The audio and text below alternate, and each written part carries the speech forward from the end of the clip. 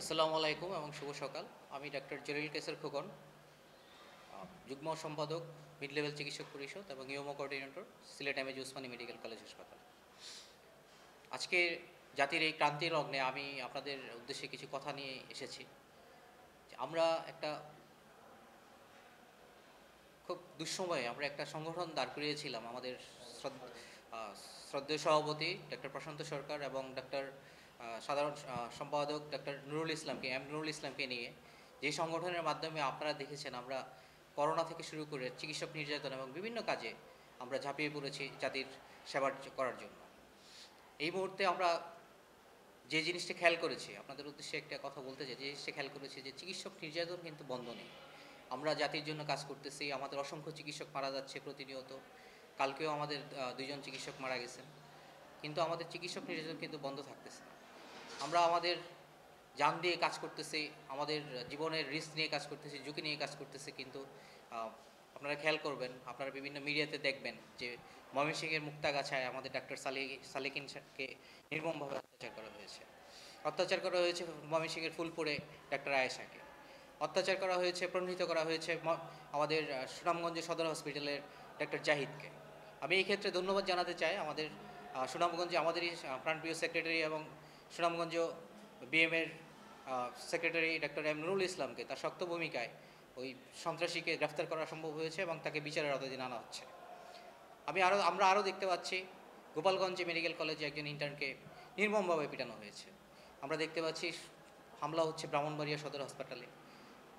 করোনার প্রথম দিকে আমাদের ডাক্তার রকিব স্যার খুলনা মেটসের অধ্যক্ষ ছিলেন, তাকে পিটিয়ে মেরে ফেলা হয়েছে। এর জন্য আমরা মিড লেভেল চিকিৎসক পরিষদকে শক্ত প্রতিবাদ করেছি এবং এর বিচারের দিন আছে। আমরা আশা করি যে এর শক্ত বিচার আমরা পাব। আমরা মিড লেভেল চিকিৎসক পরিষদ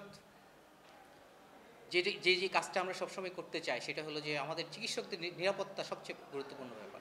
এবং আমি আমাদের মাননীয় সরকার এবং আমাদের প্রধানমন্ত্রী মাননীয় নেত্রীর কাছে আকুল আবেদন, আপনার চিকিৎসক সুরক্ষা আইন যেটা, সেই আইনটি অবিলম্বে বাস্তবায়ন করুন, চিকিৎসকদেরকে সুরক্ষা দিন। এবং চিকিৎসকরা জান দিয়ে কাজ করতেছে। মুক্তিযুদ্ধের যেরকম আমরা পিছপা হইনি, আমাদের ৭১ জন চিকিৎসক মারা গিয়েছিলেন, আমরাও এর চেয়ে ডাবল চিকিৎসক মারা গেছেন এই করোনায়। আমরা মৃত্যুতে ভয় পাই না, কিন্তু আমরা কাজ করার সুষ্ঠু পরিবেশ চাই এবং এই পরিবেশ বজায় রাখার জন্য যা যা ব্যবস্থা নেওয়া দরকার সব ব্যবস্থা যাতে নেওয়া হয় সেটার জন্য আমি আকুল আবেদন জানাচ্ছি। আজকে কয়েকটা কথা না বললেই নয়, আমাদের মিড লেভেল চিকিৎসক পরিষদ প্রথম থেকেই আমরা কাজ করে যাচ্ছি, অধিকার আদায়ে কাজ করে যাচ্ছি। আমরা যখন সদর হসপিটালে কিছুই ছিল না, আমরা পরিচালক স্যার এবং সদরের যে ছিলেন দায়িত্বপ্রাপ্ত যারা চিকিৎসক ছিলেন তাদের সাথে বসে আমরা বলেছি আমরা কাজ করব।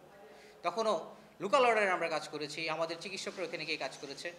তার পরবর্তীতে আস্তে আস্তে ওইখানে একটা সিস্টেম গড়ে উঠেছে। কিন্তু তারপরে আমাদের হসপিটালের যারা কাজ করতেছে প্রত্যেকটা চিকিৎসক, আমরা আইসোলেশন চালাচ্ছি, এখন প্রায় ৩০০ চিকিৎসক আমাদের এখানে ভর্তি, আমরা চিকিৎসা দিয়ে যাচ্ছি।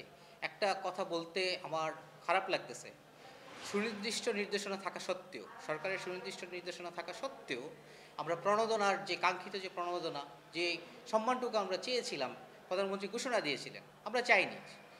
প্রধানমন্ত্রী বলেছেন আমাদেরকে দিবেন, এখন পর্যন্ত আমরা পাইনি। এবং যেই পরিমাণ বরাদ্দ হয়েছে অপ্রতুল বরাদ্দ, যেই পরিমাণ চিকিৎসক আছে তার জন্য এটা খুবই অপ্রতুল। এবং এই যে জিনিসটা অচিরেই এটা সমাধান হবে বলে আমরা আশা করছি। আমাদের এখানে মাননীয় পররাষ্ট্রমন্ত্রী আছেন, তিনি ব্যাপারটা দেখবেন বলে আমি মনে করি। আরেকটি কথা আমি বলতে চাই, আমাদের জনপ্রতিনিধিদের, আমাদের নির্বাচিত জনপ্রতিনিধি আছেন, রাজনীতিবিদগণ আছেন স্বেচ্ছাসেবক সংগঠন এবং বিভিন্ন ঢাকাতে অবস্থিত সিলেটের বিশিষ্ট ব্যক্তিবর্গ, তাদের উদ্দেশ্যে আমরা বলতে চাই যে গতবার আমরা যেভাবে সাপোর্ট পেয়েছিলাম তার চেয়ে বেশি সাপোর্ট দরকার এখন। গতকালকে সিলেট বিভাগে সর্বোচ্চ মৃত্যু হয়েছে, করোনাতে সর্বোচ্চ রেকর্ড সংখ্যক মৃত্যু হয়েছে, সর্বোচ্চ আক্রান্ত গত দিনে ৫৬৪ জন আক্রান্ত, ১৫ জন মারা গেছে। আপনাদের এই হাত না বাড়িয়ে দিলে আমরা পারবো না। গতবার শফিউর রহমান নাদিল ভাইয়ের করোনা সাপোর্ট গ্রুপ, কিম ভাই এবং আইডিয়াল সোসাইটি যেভাবে আমাদেরকে সহযোগিতা করেছে মিড লেভেল চিকিৎসক পরিষদের মাধ্যমে, আমরা এবারও চাই আমরা এটা তাদের বজায় থাকুক। পর্যাপ্ত অক্সিজেন, ট্রান্সপোর্ট ব্যবস্থা, চিকিৎসকদের সুরক্ষা সামগ্রী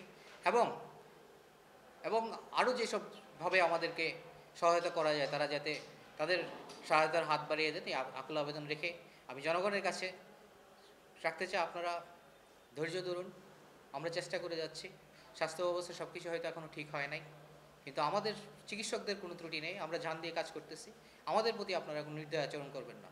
ধন্যবাদ।